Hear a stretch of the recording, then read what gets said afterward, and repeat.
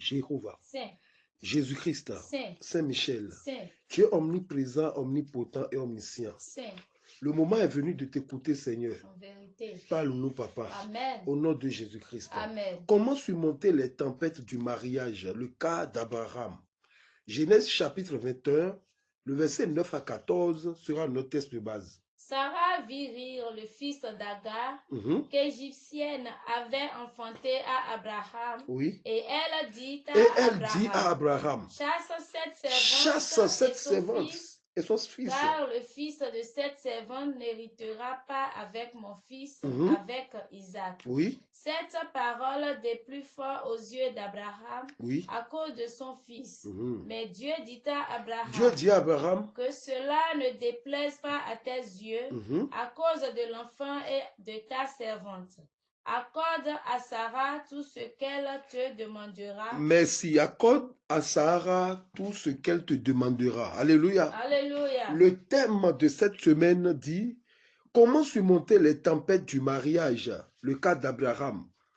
Voici un thème spécifique. Voici un thème distinctif. Bien-aimé, voici un thème particulier. C'est un thème qui ne concerne pas tout le monde. Tout le monde peut écouter, mais tout le monde ne peut pas en parler. Alléluia. Alléluia. Bien-aimé, quand on parle de mariage, ce n'est pas une histoire de mettre la bague au doigt ou d'aller se présenter à la mairie pour signer un document quelconque. Quand on parle de mariage, ce n'est pas les chants religieux accompagnés des amis, des parents étaliers, non.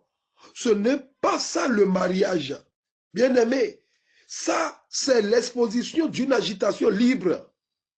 Raison pour laquelle, les chrétiens que nous sommes, nous devons être équilibrés. Nous devons être équilibrés dans ce domaine afin d'éclairer le monde dans sa perdition. Proverbe chapitre 8, le verset 34 à 35. Heureux l'homme qui m'écoute, qui veille chaque jour à mes portes. Dieu dit, heureux l'homme qui m'écoute. Il n'a pas dit, heureux l'homme qui va à la mairie, heureux l'homme qui a beaucoup de biens, heureux l'homme qui peut nourrir une femme. Il dit, heureux l'homme qui m'écoute, oui.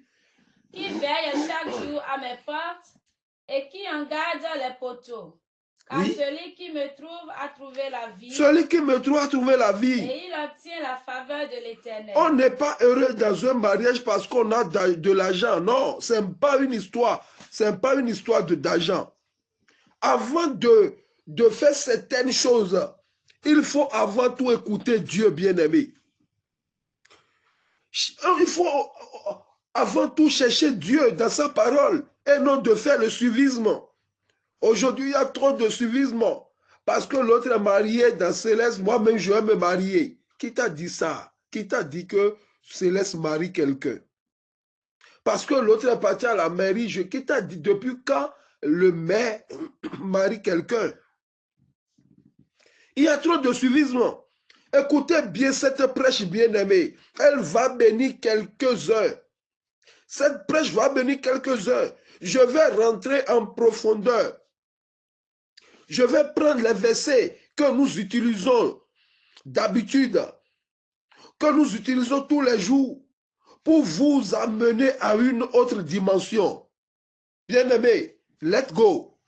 Le thème dit, comment surmonter les tempêtes du mariage? Le cas d'Abraham.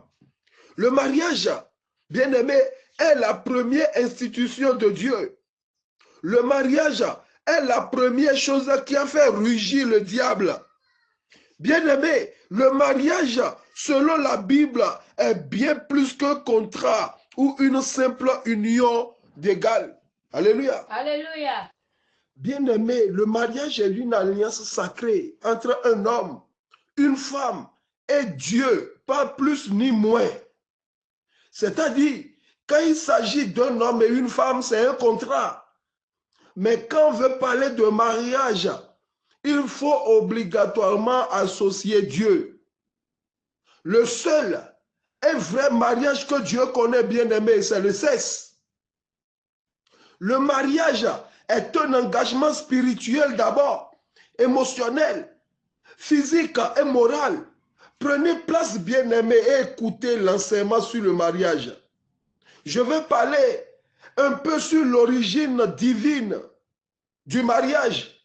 Le mariage n'est pas une invention humaine. Il a été institué par Dieu dès le commencement. C'est la première institution. Et en ce temps-là, il n'existait pas de mairie, ni d'église, ni monsieur le maire. En ce temps, il n'existait pas un devancier, ni les colas, ni les boissons alcoolisées. Alléluia. Alléluia. Le mariage, ce n'est pas de payer les boissons enivrantes. Ce n'est pas de payer les colas. Ce n'est pas de payer les pains et d'aller visiter les parents. Non. Et le thème est très clair là-dessus. Le thème dit comment surmonter les tempêtes du mariage, le cas d'Abraham, dont le mariage existait avant Abraham et le mariage existait au temps d'Abraham. Alléluia. Alléluia. Ok, au temps d'Abraham, il n'existait pas les institutions, mairie, tribunal, ainsi de suite. Non. Le thème précis, le thème précise que le cas d'Abraham, dont le mariage qui existait au temps d'Abraham, c'est de ça on veut parler, on ne veut pas parler de mariage de notre temps. Parce que ce que nous faisons en notre temps, au fait, bien-aimé, c'est de l'agitation libre. Et le mariage est une union exclusive et durable. Aujourd'hui, le mariage ne dure plus dans le temps. Genèse chapitre 2, le verset 24. C'est pourquoi l'homme quittera son père et sa mère et s'attachera à sa femme et ils deviendront une seule chair. C'est pourquoi l'homme quittera son père et sa mère. Je crois que nous connaissons tous ce verset. Et s'attachera à sa femme. Elles deviendront une seule chair. Nous comprenons, nous lisons, nous entendons tous ce verset. Mais écoutez-moi, bien-aimés, ce verset montre que le mariage est voulu par Dieu. Et les époux deviennent un dans l'intimité. Le projet de vie. C'est là que les tempêtes surviennent. Alléluia. Alléluia. Si tu es célibataire et tu es combattu, un marié est combattu 2 fois. Tu es célibataire, tu es combattu une seule fois. Mais dans le mariage, on est combattu 2 fois. Physiquement et spirituellement. Alléluia. Alléluia. Surmonter les tempêtes du mariage demande à la fois du courage, bien-aimé. Ça demande de la patience, de l'humilité et un engagement profond envers l'autre. Ce n'est pas un jeu d'enfant. Le mariage n'est pas un jeu d'enfant. Bien-aimé, je veux tirer votre attention sur le mot mariage. Quand on dit mariage et on divise ça en 2, on trouve mariage. Mariage. C'est pour les matures et non pour les immatures. Comment surmonter les tempêtes du mariage? On parle aux aînés, on parle aux matures. Le cas d'Abraham. On n'a pas dit le cas d'Abraham, le cas d'Abraham. Parce que Abraham a pris de l'âge. Alléluia. Alléluia. Voici quelques pistes, bien-aimés. Quelques pistes concrètes pour surmonter les moments difficiles. Pour surmonter les tempêtes du mariage. Le premier piste. Nous devons quitter les choses anciennes. Le premier piste, quitter les anciens attachements. Quitter les anciens attachements. Le premier piste a été donné par Dieu lui-même pour surmonter les tempêtes du mariage. Car c'est celui qui crée un médicament qui va donner maintenant son, comment dirais-je, les choses, comment, c'est-à-dire sociologie. Quelqu'un qui a fabriqué, c'est celui qui a fabriqué une voiture qui peut dire si c'est diesel ou bien c'est essence. Le premier piste pour surmonter les tempêtes du mariage a été donné par Dieu lui-même. Écoutez bien aimé, relis-moi Genèse chapitre 2, le verset 24, c'est le premier piste. Oui. C'est pourquoi pourquoi l'homme quittera son père et sa mère Oui. et s'attachera à sa femme Mhm. et ils deviendront une seule chair. Dieu nous donne une piste là, mais ce n'est pas visible. C'est codé. C'est pourquoi l'homme quittera son père et sa mère. Le premier piste, c'est quoi? C'est quitter les anciens attachements. Bien-aimé, tu veux surmonter les tempêtes? Écoute bien. Tu dois quitter les anciennes choses.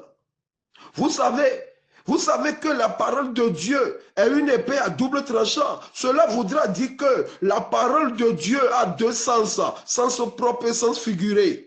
Utilisons ici le sens figuré, pas dans le sens propre. Remplaçons son père et sa mère par les anciennes choses. Alléluia. Alléluia. Je dis bien, remplaçons l'homme quittera son père et sa mère. Remplaçons son père et sa mère par les anciennes choses. Donc, disons, c'est pourquoi l'homme quittera ses anciens attachements, ses anciennes attaches. Elle s'attachera à sa femme et ils deviendront une seule chair. Celui ou celle qui veut réussir une bonne vie de couple, celui ou celle qui veut réussir son mariage doit se détacher des anciens liens. Comment surmonter les tempêtes du mariage, le cas d'Abraham? Genèse 12, le verset 1-2, le cas d'Abraham, écoutez. L'Éternel dit à Abraham, va-t'en de ton pays, Oui. de ta patrie et de la maison de ton père, dans le pays que je te montrerai. Je ferai de toi une grande nation et je te bénirai, je rendrai ton nom grand. Merci. Et si vous entendez ce verset, vous allez constater que Dieu est en train de détacher Abraham de ses anciens attachements, de ses anciens liens. Abraham a surmonté les tempêtes du mariage parce qu'il a accepté de quitter les anciens attachements. Le problème des plupart, le problème de plupart des mariés aujourd'hui, le problème des plupart de mariages aujourd'hui est de fait qu'on ne veut pas quitter la famille, on ne veut pas quitter la maison familiale. On ne veut pas quitter la cour commune. Et bienvenue les tempêtes, bien-aimés. Quelqu'un qui m'écoute saura ce que je suis en train de dire. Dans la belle famille, on raconte des tempêtes pas possibles. Car dans un ancien lien, il y a toujours un combat. Pire, d'autres vont jusqu'à rester dans la maison familiale de leur femme pour fonder leur famille. Alléluia. Alléluia. Mais où est votre dignité masculine? Tu peux quitter. Chercher l'argent. Va louer. Cherche l'argent, va louer un studio qu'on appelle entrée-coucher. Et tu verras, les tempêtes vont commencer par se calmer. C'est pourquoi l'homme quittera son père et sa mère, s'attachera à sa femme. Il n'a pas dit s'attache à sa femme. Et s'attachera à sa femme. Et ils deviendront. Donc, avec les anciens attachements, avec les anciens liens, vous ne deviendrez jamais une seule chair. Le diable va toujours vous combattre. Parmi ces liens, parce qu'il a dit, l'homme qui te a son père, parmi ces anciens liens, il y a l'alcool, il y a l'impudicité, il y a la drogue, il y a les sorties nocturnes, il y a les jeux de hasard. Bien-aimé, tu veux surmonter les tempêtes, il faut quitter ces choses. Ce sont les anciennes attaches, ce sont les anciens liens. Coupe tous ces liens et tu verras, la tempête va commencer par se calmer. Bien-aimé, si vous gardez encore ces vices que je viens de citer, l'alcool, l'impudicité, drogue, sortie nocturne, si vous gardez encore ces vices, les tempêtes ne s'arrêteront jamais. Tu veux surmonter les tempêtes? C'est à toi que je parle. Tu veux surmonter les tempêtes? Et pourquoi tu continues par visiter ton ex? Tu ne peux jamais combattre les tempêtes. Comment les tempêtes vont se calmer pendant que tu visites encore les anciens attachements? Église, dans ce thème, vous devez comprendre la nature des tempêtes, car tous les mariages légaux ont connu et connaîtra des tempêtes, des phases de turbulence. Qu'en sera-t-il des relations illicites? Des gens qui se sont bien comportés, qui ont Dieu, qui associent Dieu dans leur mariage, sont combattus par les tempêtes. Qu'en sera-t-il pour les mariages, les relations illicites? Toi qui couches partout, toi qui fais des femmes, toi qui fais des enfants, et toi qui te maries avec des femmes, mais qui les mets en cachette. Alléluia. Alléluia. Si quelqu'un ne commence pas vivre avec des choses comme ça, des compromis, des anciennes attaches, cette personne commence par fuir Dieu. Alléluia. Alléluia. Je dis, les tempêtes peuvent venir de conflits non résolus. Les tempêtes peuvent venir des rancunes, des blessures du passé. Travail, tempête peut venir du travail. Tempête peut venir de finances. Tempête peut venir de la famille, enfant malade. C'est-à-dire maladie, du déménagement. Quelqu'un, un mariage peut déménager et rencontre maintenant des tempêtes. Regardez le cas de Naomi et son mari. Ils ont quitté Bethléem pour aller chez les Moabites. Et voilà, bienvenue, les tempêtes. Donc, raison pourquoi en tout chose, il faut associer Dieu, il faut écouter Dieu, il faut chercher Dieu. L'argent ne calme pas les tempêtes. Ça calme certaines tempêtes, mais pas toutes les tempêtes. Donc, le premier piste, c'est quoi? C'est de se détacher des anciens liens. Deuxième piste. Le deuxième piste, c'est quoi? C'est la communication.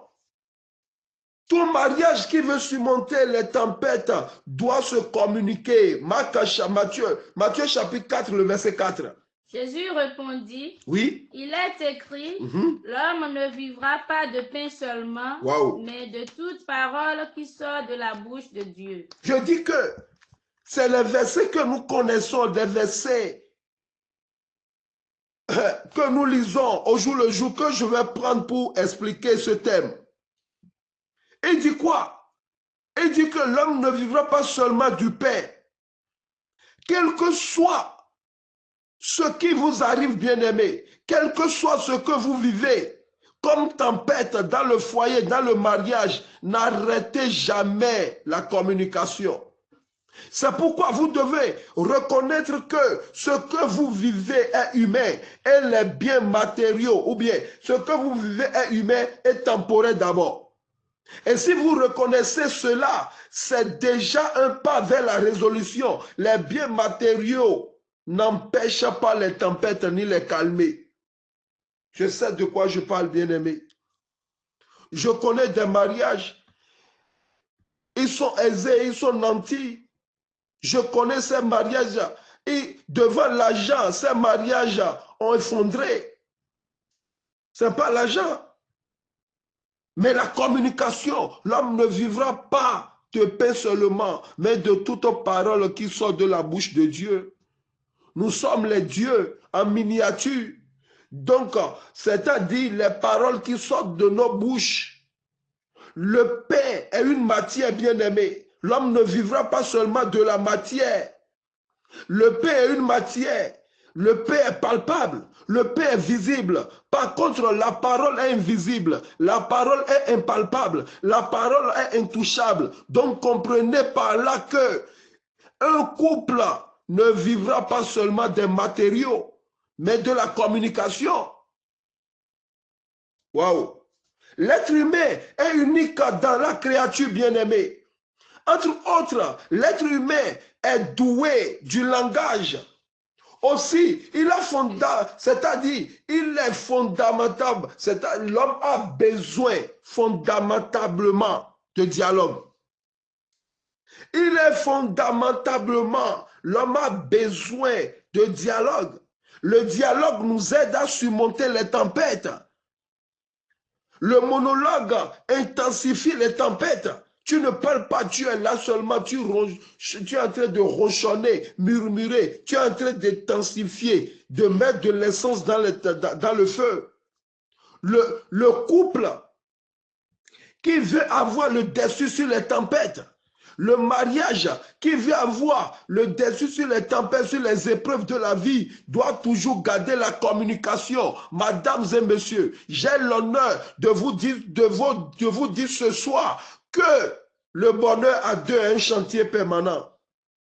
Le bonheur à deux est un chantier permanent, ça ne finit jamais.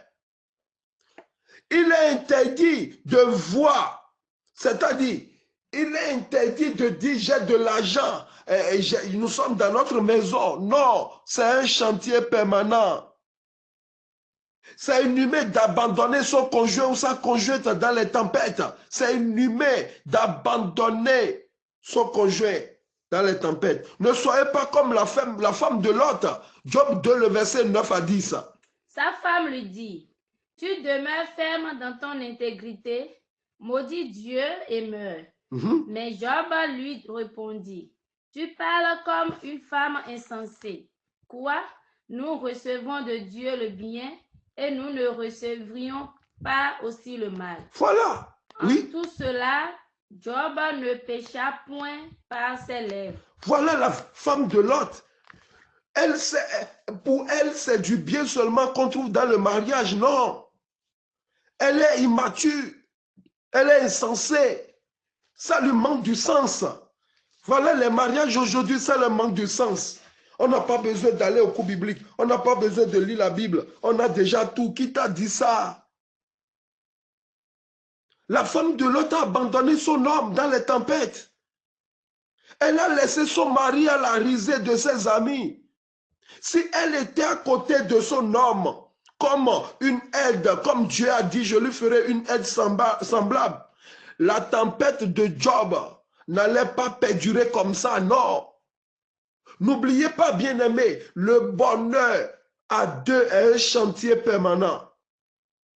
Ce chantier se construit à force de volonté, de respect mutuel et de parler vrai. Si nous voulons que notre mariage soit solide, bien-aimé, il faut s'aménager des espaces de dialogue, de discussion et d'échange. Sachons ceci, bien-aimé. Écouter l'autre fait apaiser les tempêtes. Dans le couple, avant tout, vous devez être les meilleurs amis du monde. Un manque de communication entraînera de la frustration et du découragement. Colossiens chapitre 4, le verset 6. Que votre parole soit toujours accompagnée de grâce, assaisonnée de sel, afin que vous sachiez comment il faut répondre à chacun. Dans la tempête, on ne crie pas sur l'autre. Regardez sur la mer, dans la barque, lorsque la tempête s'est soulevée, les disciples ont commencé par crier. Pierre va parler à Thomas. Thomas, tire là-bas. Pourquoi tu es bête comme ça? André va dire à Jacques, pourquoi toi tu es comme ça? Travaille, non? Et la tempête est là, avec tous ses allures. Avec une allure, c'est-à-dire à ne pas en parler. Mais lorsqu'ils se sont tués et réveillent Jésus-Christ, la tempête s'est calmée, bien-aimé. Bien-aimé.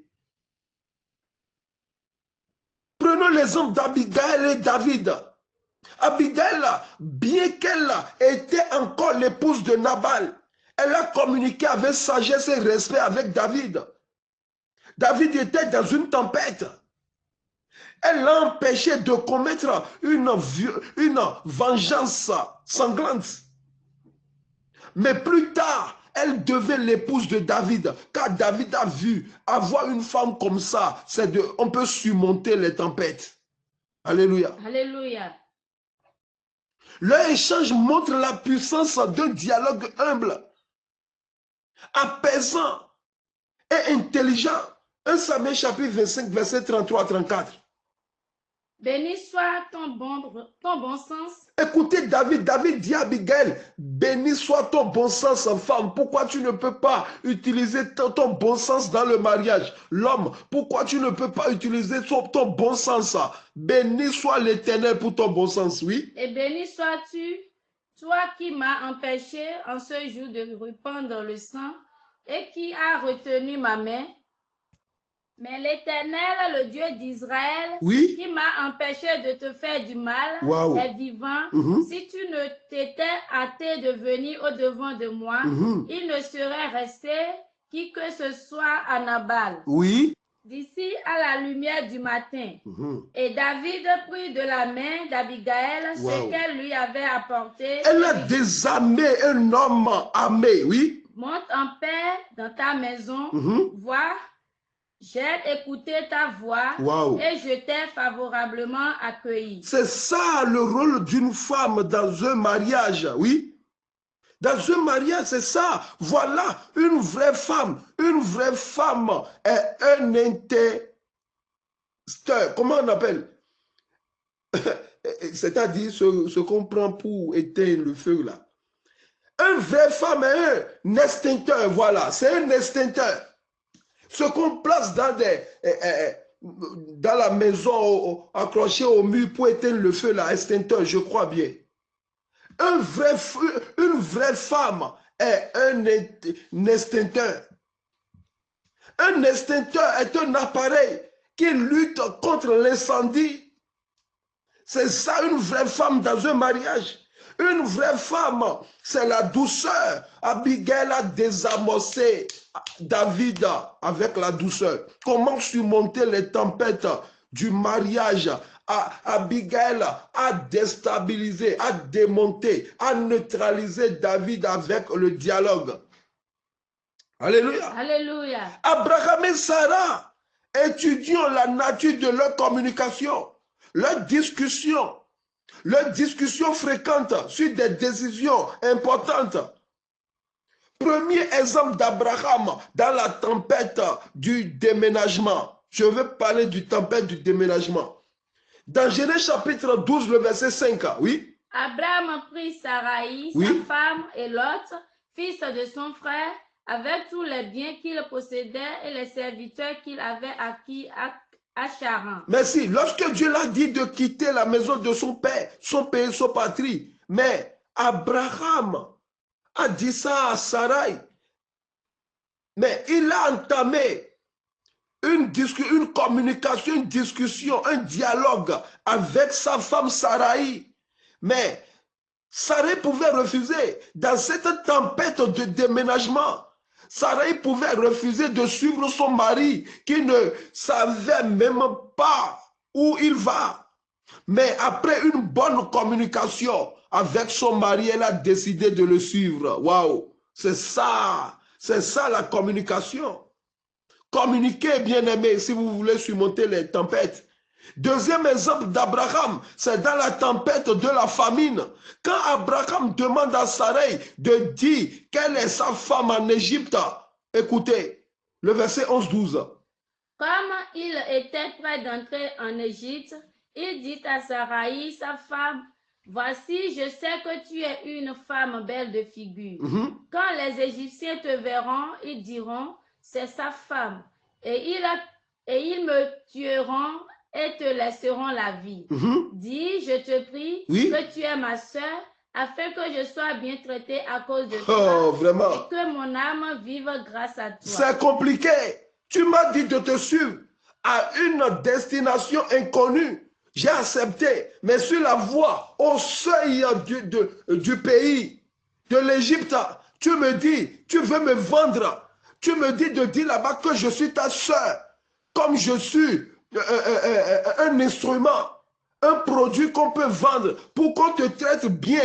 Mais après discussion, regardez une bonne femme dans le mariage.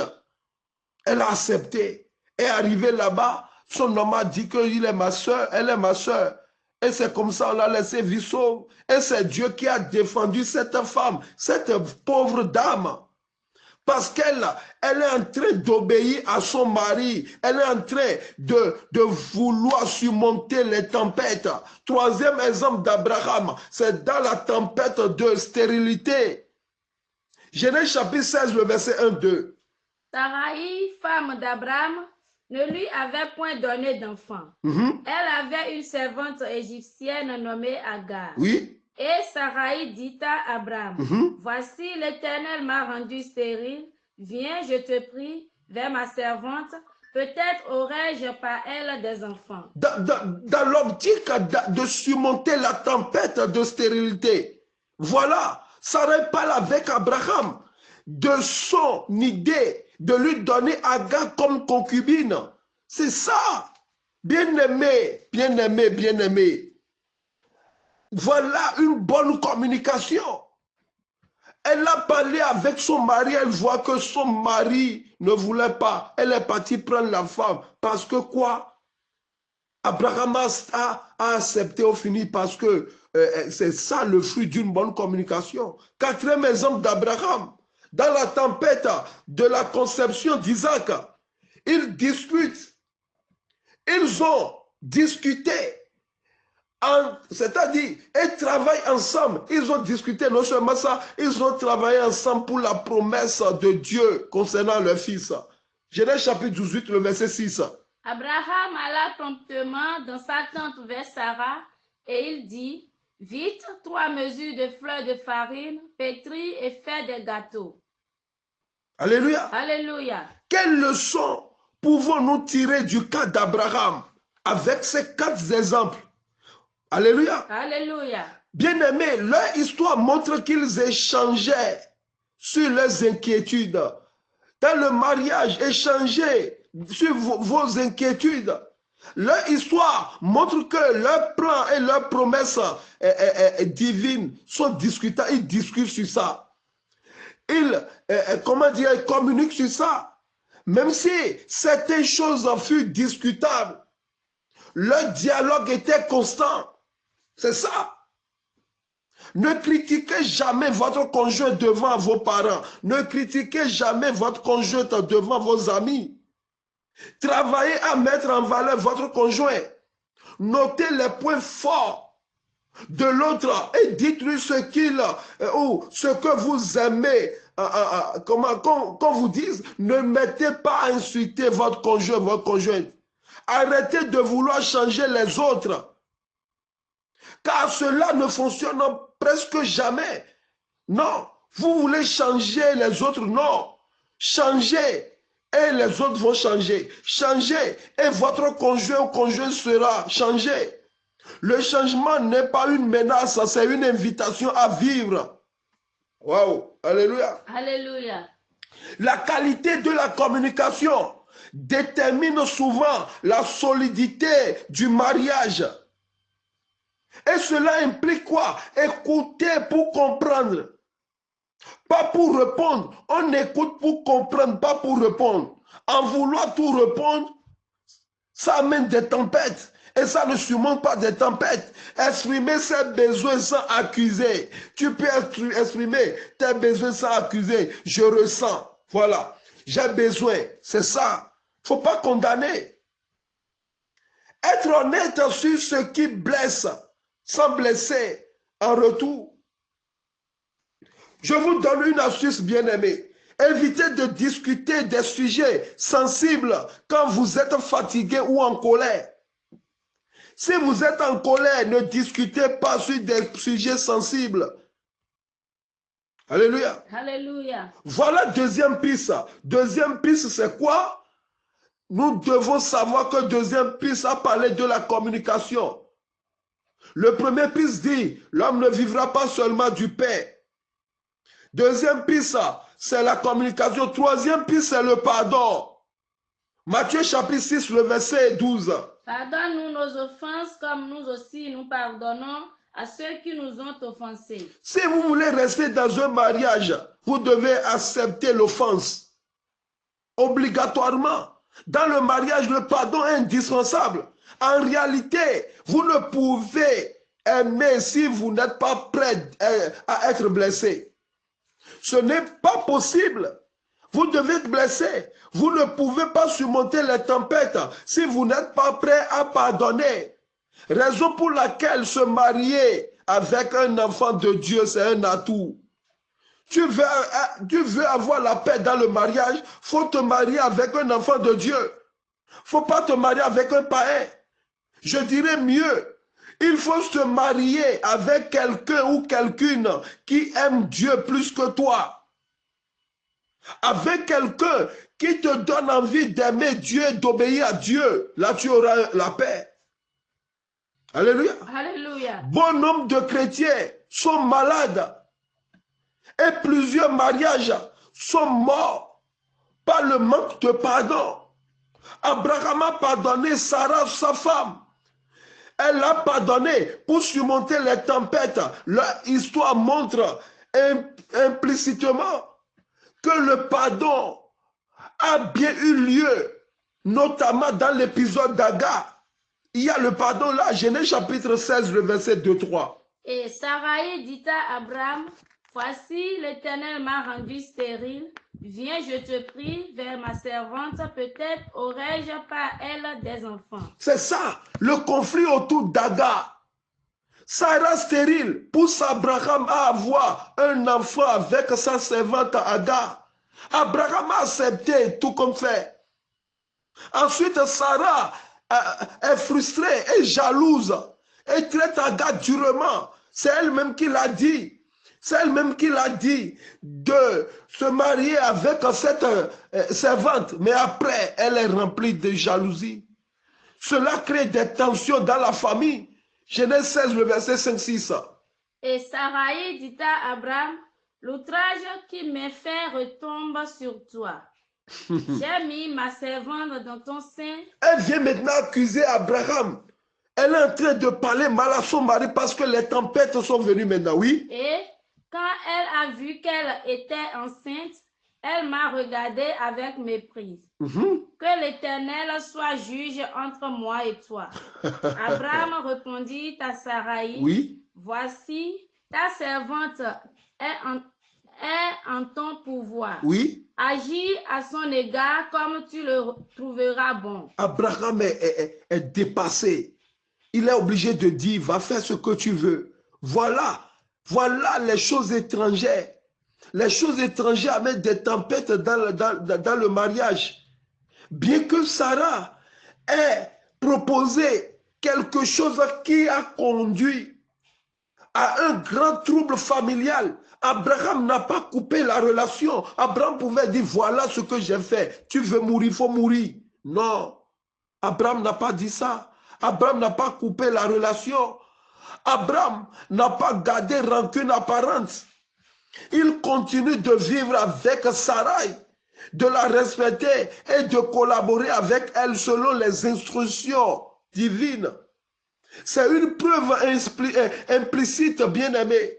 C'est une preuve pour montrer que il faut pardonner. C'est une preuve d'un pardon et d'un lien conjugal restauré. Le pardon restaure. Bien-aimé, nous guérissons à la vitesse de nos pardons. Je répète, je réitère, nous guérissons à la vitesse de nos pardons. Si tu pardonnes difficilement, tu seras difficilement guéri. Mais si tu pardonnes vite, tu seras vite guéri. Nous guérissons à la vitesse de nos pardons. Le pardon, ce n'est pas un signe de faiblesse, non.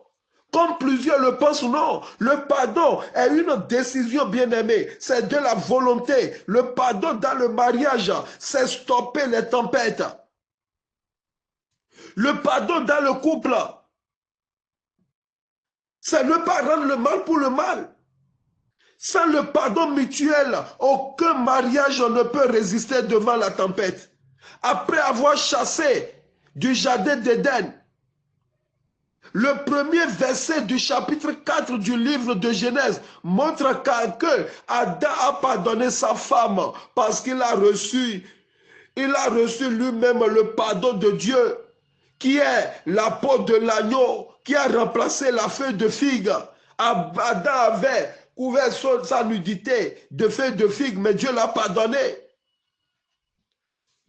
Marie, tu n'es pas parfait totalement. Femme, tu n'es pas parfaite totalement. Dieu t'a pardonné. Tu dois pardonner l'autre aussi. Genèse chapitre 3, verset 21. L'Éternel Dieu fit à Adam et à sa femme des habits de peau et il les en revêtit. C'est ça, symbole du pardon de Dieu. Bien-aimé, humainement parlant, Il n'est pas toujours facile de pardonner, humainement parlant. Mais si vraiment nous voulons surmonter les tempêtes, nous sommes obligés. Nous devons pardonner notre conjoint. Notre conjointe, nous sommes obligés. Sinon, les tempêtes ne se calmeront jamais. Le pardon libère. Le pardon guérit, bien-aimé. Le pardon est une force. Le pardon restaure en effet, bien-aimé. Regardez la vie de Job. Job a dû pardonner à ses amis avant que Dieu ne le rétablisse. Avant que Dieu ne rétablisse Job dans sa situation. Cela montre une vérité spirituelle puissante.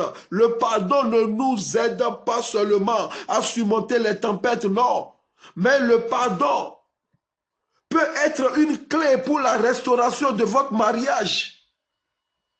Qu'est-ce que ta mère t'a fait? Tu ne veux pas pardonner. Ça peut amener des tempêtes dans ton mariage. Qu'est-ce que ton père t'a fait? Qu'est-ce que ton frère, tes soeurs t'ont fait? Et tu ne veux pas pardonner. Ça peut amener les tempêtes dans ton mariage. Mais le pardon amène la joie.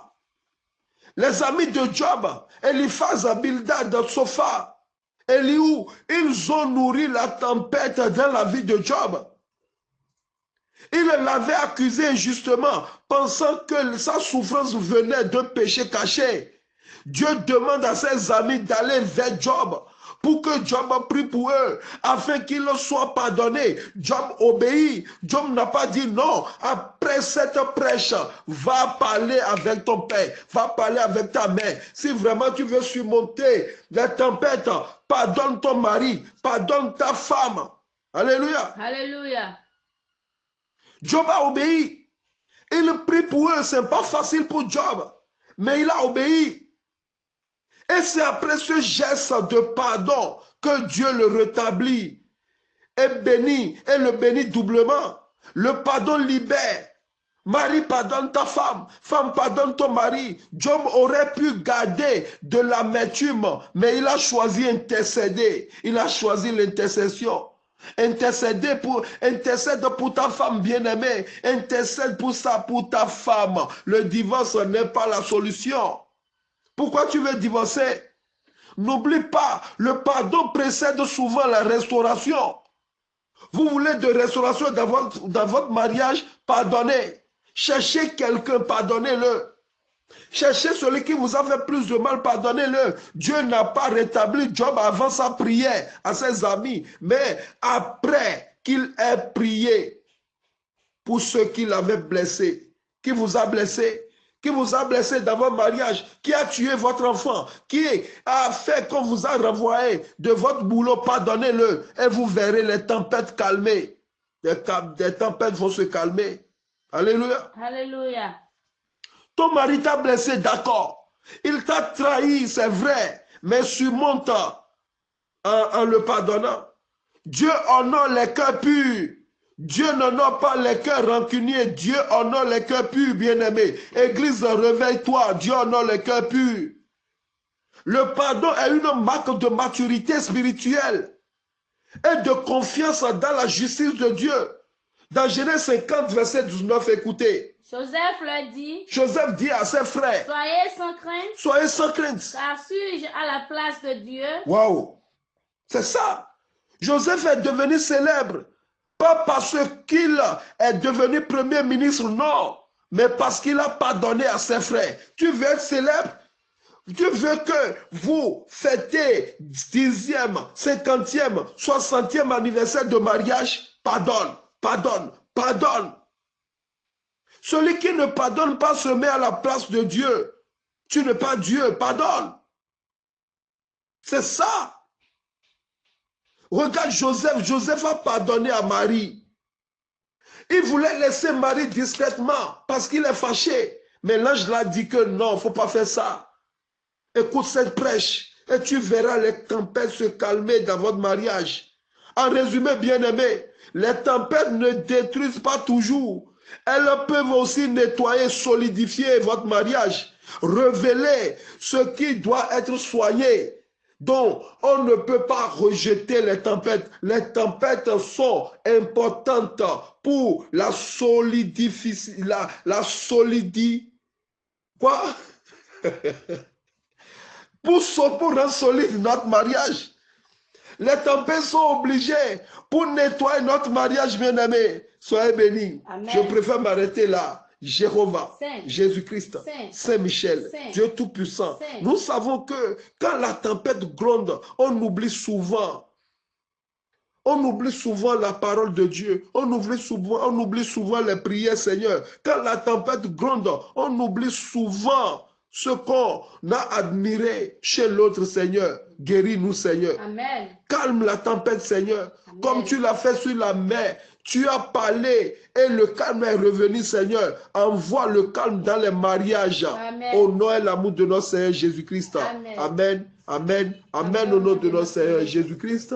Alléluia. Alléluia. Alléluia. Alléluia. Alléluia.